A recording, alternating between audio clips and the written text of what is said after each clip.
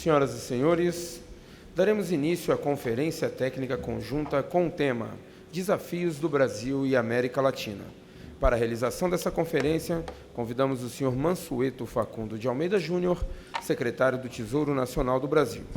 Com a palavra, o palestrante, senhor Mansueto Facundo de Almeida Júnior.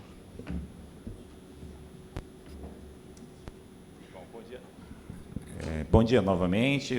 Vou tentar resumir um pouco aqui, do ponto de vista contábil e de gestão de caixa, e mesmo de país, do ponto de vista de finanças públicas, quais são os avanços, minha preocupação e alguns pontos do debate que servem tanto para o Brasil quanto para os demais países da América Latina. O primeiro ponto que eu vou colocar na mesa é um pouco a situação do Brasil e comparar um pouco com a América Latina. Ao contrário da América Latina, que, em média, a carga tributária é cerca de 22%, 23% do PIB, a carga tributária do Brasil, para o nosso nível de desenvolvimento, e comparando com os demais países da América Latina, é uma carga tributária elevada. A carga tributária hoje do Brasil está em torno de 33%, 34% do PIB. É uma carga tributária que é semelhante à média dos países da OCDE. Ou seja, o Brasil é um país com carga tributária alta, comparando seja com os demais países com o mesmo nível de renda per capita do Brasil ou comparando com a média da América Latina. Dito isso, apesar do Brasil ter uma carga tributária alta, o país enfrenta uma grave crise fiscal. Desde 2014, o Brasil tem um déficit primário bastante que vem crescendo, que está hoje em torno de 1,9% do PIB, apesar da carga tributária alta. E, para complicar um pouco mais a situação, também bastante diferente dos outros países da América Latina, em média, o Brasil tem hoje uma dívida pública que se aproxima de 80% do PIB. Então, nós estamos falando de um país que tem uma estrutura produtiva diversificada, um país rico, mas um país hoje que tem uma carga tributária alta, está com um déficit fiscal muito grande e tem uma dívida já muito elevada. E, além disso tudo, a sociedade demanda do Estado muito mais políticas públicas, muito mais proteção. Como explicar essa situação que o Brasil chegou?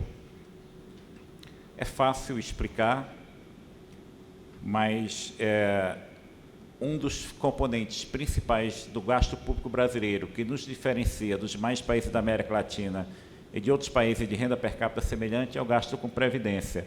O Brasil ainda é um país muito novo, mas está passando por uma transição demográfica muito rápida, muito rápida. Uma transição demográfica que alguns países, no século passado, levou 80, 100 anos para ocorrer, como foi no caso da França, no Brasil vai ocorrer em 2, 3 décadas.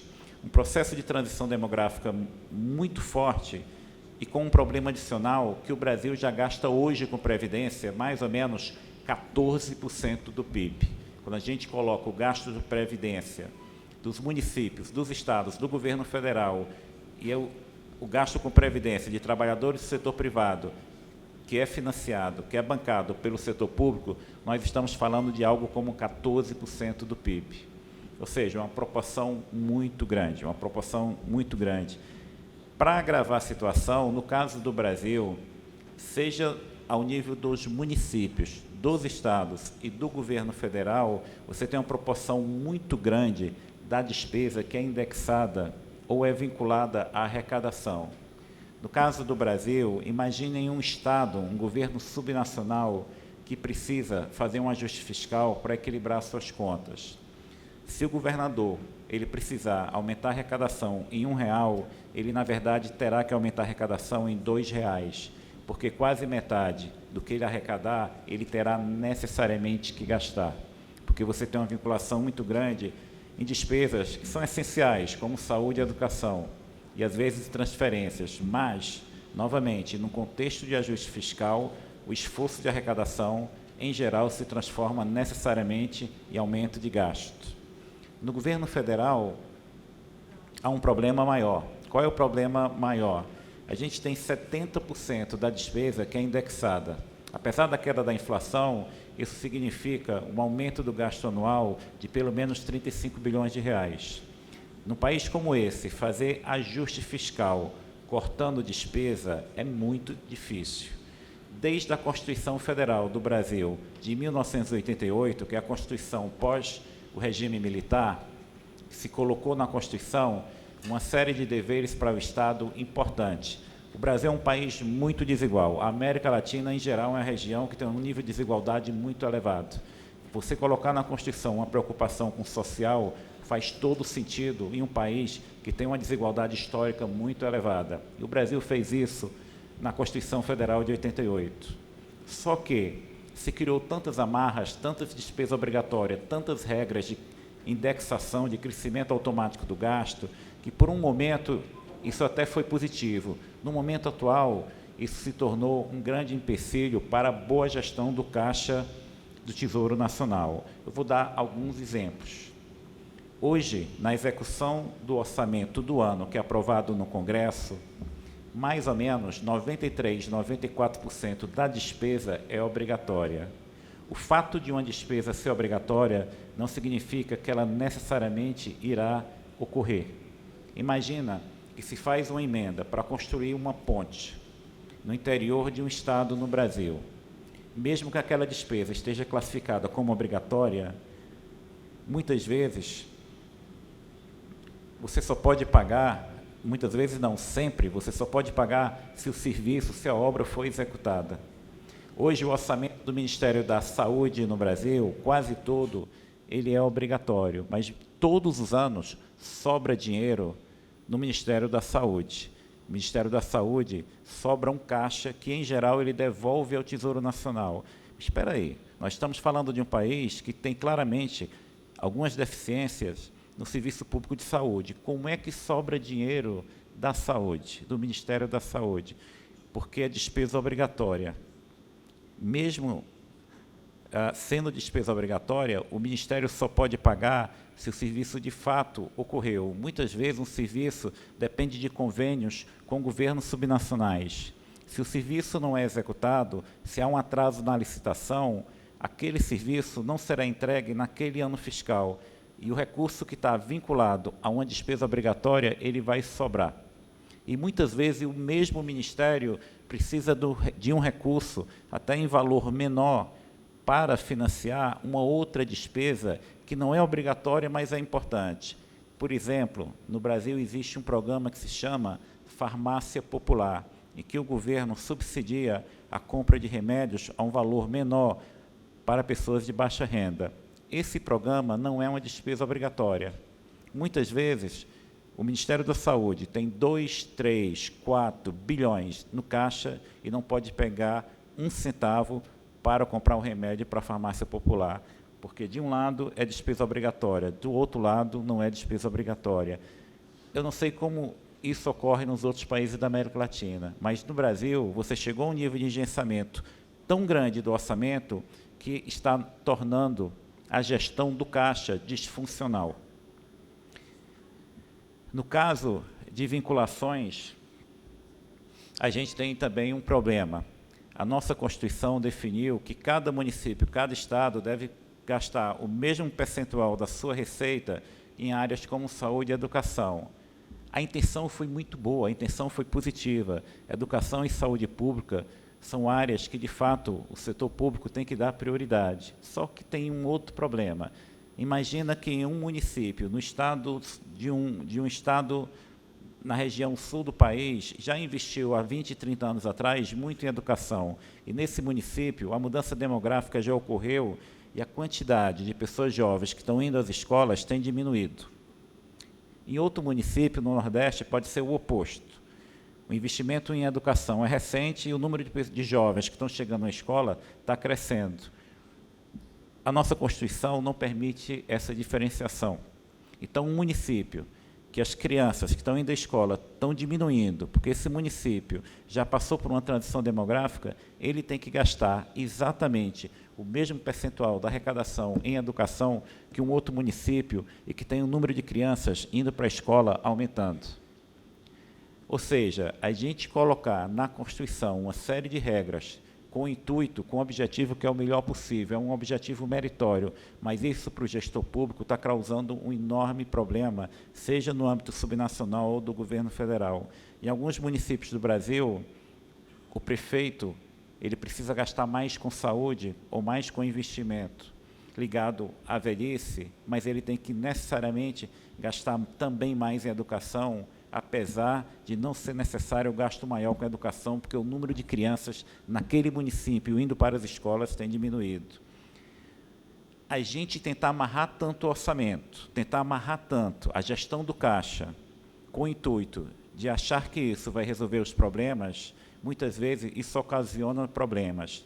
Todos vocês que estão aqui, e no nosso trabalho, a gente tem o dever de deixar os dados o mais claro possível para a sociedade e para os políticos. Agora, quem vai tomar a decisão política da alocação do orçamento, de como o orçamento será alocado entre as diversas funções do governo, se será necessário ou não cortar despesa ou aumentar a carga tributária, é a sociedade por meio do Congresso Nacional, por meio do Parlamento. Isso tem que ficar muito claro. O nosso trabalho é deixar os dados o mais claro possível.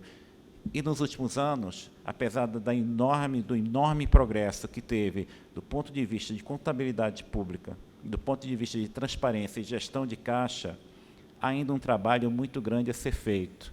E o melhor exemplo disso é a crise fiscal que o Brasil passa. Há cerca de 2 anos, há cerca de 4 anos, 2 ex-ministros da Fazenda estavam me perguntando como é que ocorreu uma crise fiscal no Brasil, um desequilíbrio fiscal tão grande, se neste país foi aprovado, no ano de 2000, uma lei de responsabilidade fiscal. Uma lei de responsabilidade fiscal com uma série de penalidades, uma lei de responsabilidade fiscal que exige a publicação periódica de vários relatórios de acompanhamento de gestão fiscal, que mostraria nos relatórios se a situação estivesse piorando e levaria a sociedade e os políticos a reagirem. Como é que um país que tem lei de responsabilidade fiscal pode ter um desequilíbrio fiscal tão grande quanto aconteceu no Brasil? A resposta é muito simples. A lei de responsabilidade fiscal, ela não funcionou da forma que nós esperávamos. Nós, como vários outros países, pensávamos que bastava colocar uma lei de forma muito clara, com uma série de exigências, que isso necessariamente levaria a um equilíbrio fiscal permanente. Não é assim. O que falhou? Primeiro, o que falhou, uma parte está ligado à contabilidade pública. Por quê? Nós estamos numa federação. Cada estado no Brasil, cada governo subnacional faz o seu relatório fiscal a partir de normas que são aprovadas em cada um desses governos subnacionais. Nós estamos num Estado federado. Os estados têm independência para aprovar uma série de normas ligadas à execução orçamentária. A gente não conseguiu, nesse espaço de 20 anos, normatizar os conceitos. A gente conseguiu do ponto de vista do governo central. Nós temos manuais publicados, seja de contabilidade pública, seja de termos do que é gasto com pessoal, o que é serviço da dívida, mas cada estado segue um procedimento diferente e a responsabilidade dele é em relação aos órgãos estaduais e não ao governo federal. Então, essa falta de normatização entre governo central e governos subnacionais nos trouxe um grande problema, que foi relatórios que deveriam ser comparáveis, conceitos que deveriam ser semelhantes, são conceitos diferentes, relatórios que não conversam um com o outro. Nós sabemos disso e, por meio de cooperação com os governos subnacionais, com tribunais de contas estaduais, com o Ministério Público de Contas estaduais, nós estamos tentando uniformizar conceito por meio do diálogo, não por meio de legislação, pelo convencimento gradual e com muito debate para tentar termos relatórios que sejam comparáveis. Segundo, porque a lei de responsabilidade fiscal, que deveria ter evitado um problema fiscal tão grande, não funcionou da forma que se esperava. Outro problema, além dessa questão de conceitos diferentes que o governo central usa e os governos subnacionais, foram mudanças, foram ações do governo central que enfraqueceu a lei de responsabilidade fiscal. Em que sentido? No país de vocês acontece a mesma coisa. Muitas vezes nós temos um governo subnacional que está com um problema e ele busca o governo central por um socorro. Ele fala: no meu município, no meu estado, é preciso adotar ações importantes na área de saúde, na área de educação, na área de segurança pública, e faltou dinheiro. O governo central precisa nos socorrer. A história do Brasil, dos últimos 30, 40 anos, é que o governo central, periodicamente, socorre os governos subnacionais. Eu não vou falar que isso é certo ou errado, porque não nos cabe falar que é certo ou errado, porque passou por uma decisão política, foi escolha política.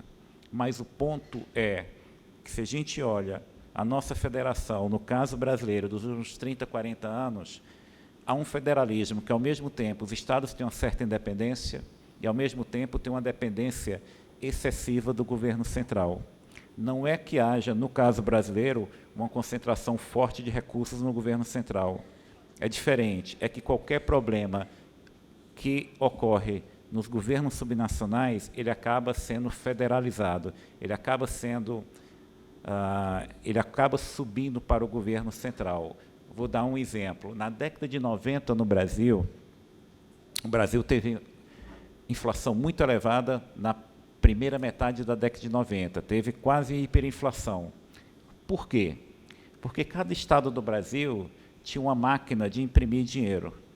Todos os estados do Brasil tinham um banco estadual. O banco estadual emprestava dinheiro para o seu controlador, que era o Estado. Imagina a pressão que recaía em cima de um governador quando ele tinha um banco estadual que ele controlava e qualquer deficiência de caixa, ele poderia pegar recursos do seu banco estadual. Os estados no Brasil, ele tinham completa liberdade para vender títulos públicos. A consequência disso foi que, no final da década de 90, os estados brasileiros estavam com uma dívida muito alta junto ao setor privado. Todos os bancos públicos, com exceção de poucos, de 3 ou 4, estavam quebrados, e a dívida dos estados, do governo subnacionais, junto ao mercado, era financiado a uma taxa de juros real de 17% ao ano. O que o governo federal fez? Pegou toda a dívida dos estados, trouxe para a União. Hoje a União, o Tesouro Nacional, é credor de todos os estados do Brasil, de quase todos. Essa dívida foi refinanciada por um prazo de 30 anos a um juros menor. Isso foi em 1997. Depois desse prazo, já foram feitas várias renegociações. A última, uma outra em 2014, que essa taxa de juros, que era 6% real ao ano, foi mais uma vez reduzido para 4% real. E em 2016, há 3 anos atrás, foi feita uma nova renegociação, que a dívida original, que havia sido renegociada por 30 anos, se aumentou o prazo por mais 20 anos. Nos últimos 10 anos, o serviço da dívida dos estados reduziu. Isso melhorou a situação fiscal dos estados no Brasil? Não, piorou. Por quê? Porque houve um aumento de salários. No Brasil, há um teto salarial, que é o rendimento do ministro da Suprema Corte, mas há auxílios que fogem do teto salarial. E, no caso do Brasil, a gente tem um grande problema no âmbito subnacional da relação entre os poderes, entre o poder executivo, entre o parlamento, a Assembleia Legislativa e a Justiça. Os poderes nos estados, no Brasil, os poderes independentes, nenhuma democracia, os poderes têm que ser independentes. Mas, quando há falta de recurso para financiar políticas públicas, todos os poderes devem ser solidários. No âmbito do governo central, isso acontece.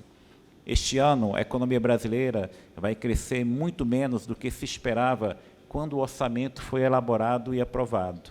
Quando isso acontece, quando a receita do governo, ao longo do ano fiscal, ela cai, ela não é o que está aprovado na lei orçamentária anual, o governo tem que fazer um bloqueio do orçamento. E esse bloqueio do orçamento vale para o Poder Executivo, para o Poder Legislativo e para o Poder Judiciário. No governo central, nos estados, não. Nos estados, quando a mesma coisa acontece, quando há uma frustração de arrecadação em relação à lei orçamentária anual que foi aprovada, o Poder Executivo ele faz o contingenciamento. O Poder Legislativo, o Poder Judiciário, os tribunais de contas não fazem contingenciamento. Qual é o resultado disso? É que hoje no Brasil nós temos estados que estão passando por uma grave crise financeira e os poderes autônomos dando aumento salarial todos os anos. Uma federação, quando chega nesse tipo de comportamento, a gente tem que se questionar se as nossas regras, de fato, estão levando a uma boa gestão do caixa do setor público. É preciso mudança. E tem um fato ainda mais grave. Como eu falei, que na nossa federação os estados não podem emitir título desde o final da década de 90, quando a dívida de todos os estados do Brasil foi renegociada e o Tesouro Nacional passou a ser credor, se estabeleceu no Brasil que estados não podem emitir títulos, eles só podem se financiar via bancos. Mas para um estado se financiar via banco, em geral, o governo central dá uma garantia que aquele empréstimo que o Estado está pegando junto a um banco público ou privado, se o Estado não tiver condições de pagar, a União vai garantir que o credor será ressarcido. O Tesouro Nacional, no Brasil, ele classifica todos os municípios e estados, todos os governos subnacionais, por uma nota que reflete a capacidade de pagamento, que é uma nota que vai A, B, C e D. Quando o Estado tem nota A e B, ele pode pedir um empréstimo ao Banco Mundial, pode pedir um empréstimo ao Banco Interamericano com garantia da União. Se o Estado não conseguir pagar o empréstimo ao Banco Mundial ou ao Banco Interamericano, o Tesouro Nacional paga. O Estado pode pedir um empréstimo com um banco privado, com garantia da União. Se seguiu à risca essa exigência de se observar a capacidade de pagamento dos governos subnacionais para a União da garantia. Mas, a partir de 2010, se resolveu que essa exigência era muito forte. Resultado, o Tesouro Nacional passou a dar garantias para estados que não tinham condições de aumentar o seu endividamento. Para a gente falar em números, de 2001 a 2009, crédito novo para municípios e estados no Brasil foi 33 bilhões de reais, 8, 9 bilhões de dólares. De 2001 a 2009, de 2010 a 2015, crédito novo com garantia da União para estados que não tinham capacidade de pegar empréstimo, porque se dava um perdão da situação fiscal do Estado, crédito novo em 4 anos, 2010 a 2014, 150 bilhões de reais.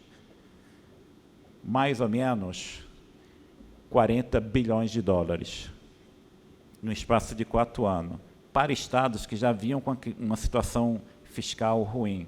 Ou seja, parte da crise fiscal, como foi possível isso? Se tinha uma lei de responsabilidade fiscal, porque se desconsiderou a lei de responsabilidade fiscal. Por meio de um outro instrumento legal, se deu permissão ao Ministério da Fazenda, da Economia, para desconsiderar uma das exigências da lei de responsabilidade fiscal. A lei de responsabilidade fiscal não funcionou como se esperava, porque nós, como sociedade, fomos culpados. Para uma lei de fato funcionar e de fato levar a uma boa transparência, a uma accountability que mostre de fato uma piora fiscal e dê oportunidade para a sociedade e os políticos reagirem, a gente precisa de fato ter uns relatórios fiscais e a contabilidade pública de uma forma muito clara. E mais ainda, os relatórios que nós conseguimos produzir, eles estão cada vez esses relatórios são melhores, seja no Brasil, seja na Argentina, seja no Uruguai, no Paraguai, no Peru, no Chile.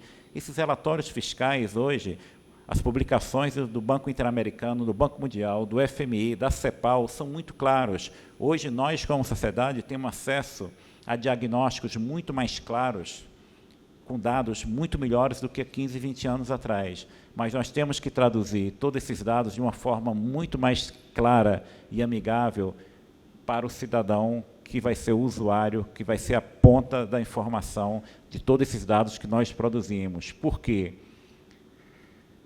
Porque o dado, embora seja muito importante, ele não fala por si só. Eu tenho, no Tesouro Nacional, eu falo muito isso para os meus colegas. Independentemente de quantas tabelas e dados que a gente publique, a gente tem que nos esforçar para explicar a narrativa daqueles dados. Quando a gente vê que um Estado, que um país está aumentando muito o gasto, e a receita para financiar um gasto que é recorrente, como gasto com pessoal, é receita de petróleo, isso assusta, porque a gente sabe que receita de petróleo é volátil. A gente não controla o preço do barril de petróleo.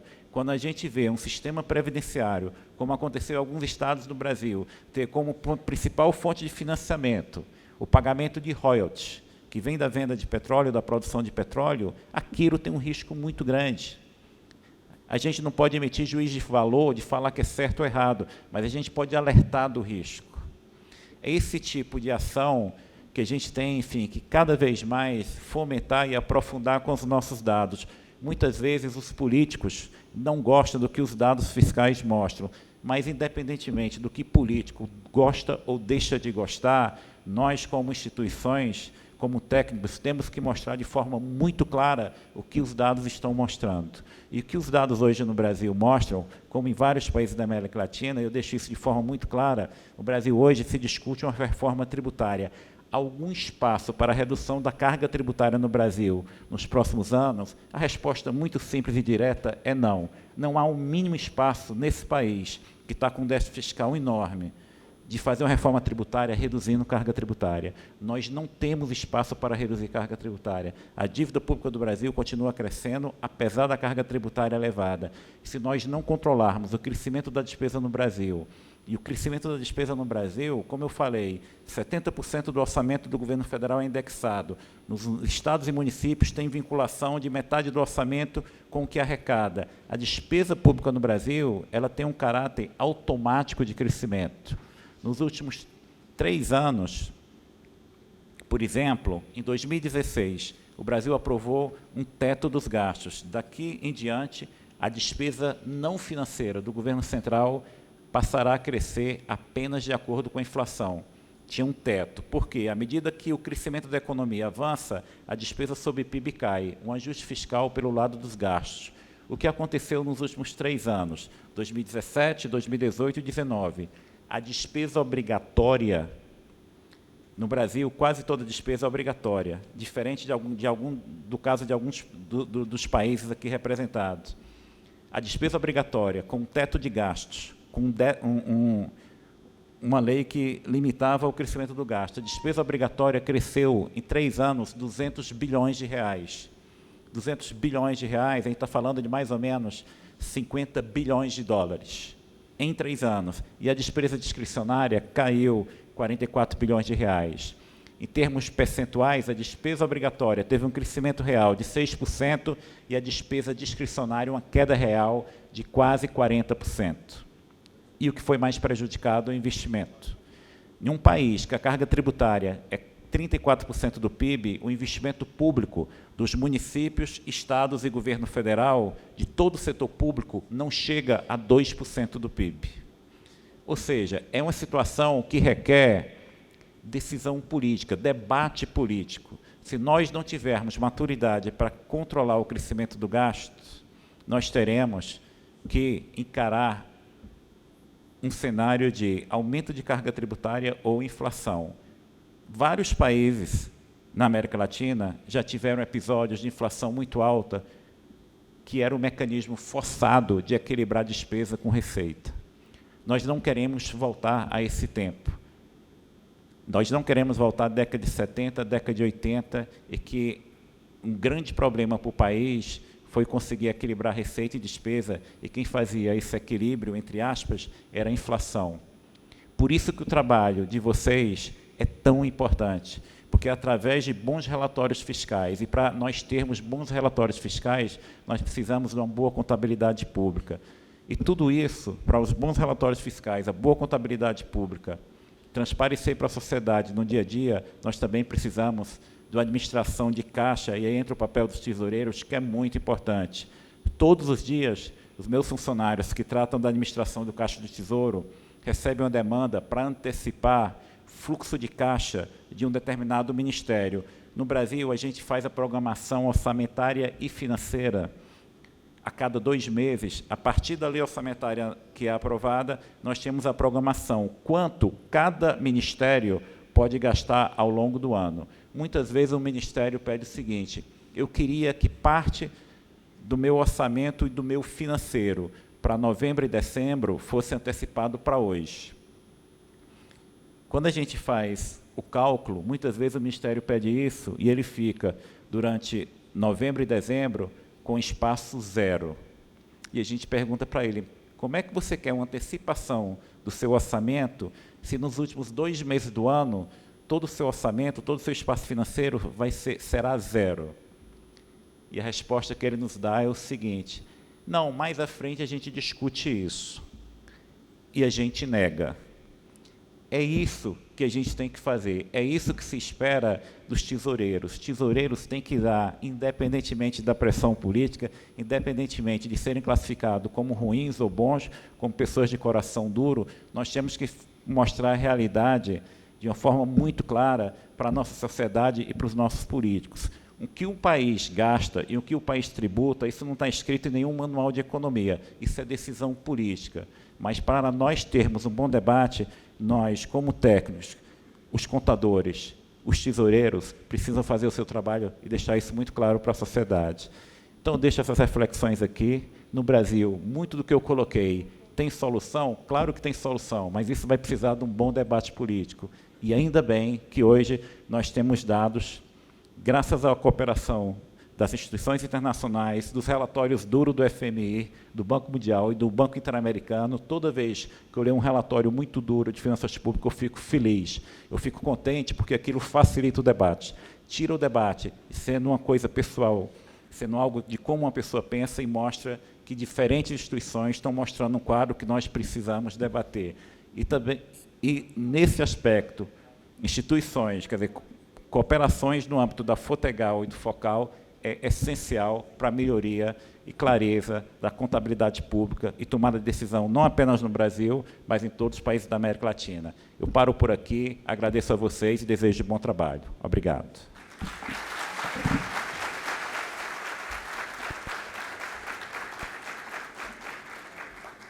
Senhoras e senhores, convidamos a senhora Gildenora Batista Dantas Milhomem, subsecretária de Contabilidade Pública do Tesouro Nacional do Brasil, para fazer a entrega do certificado ao palestrante, senhor Mansueto Facundo de Almeida Júnior, em agradecimento por suas contribuições ao sucesso deste evento.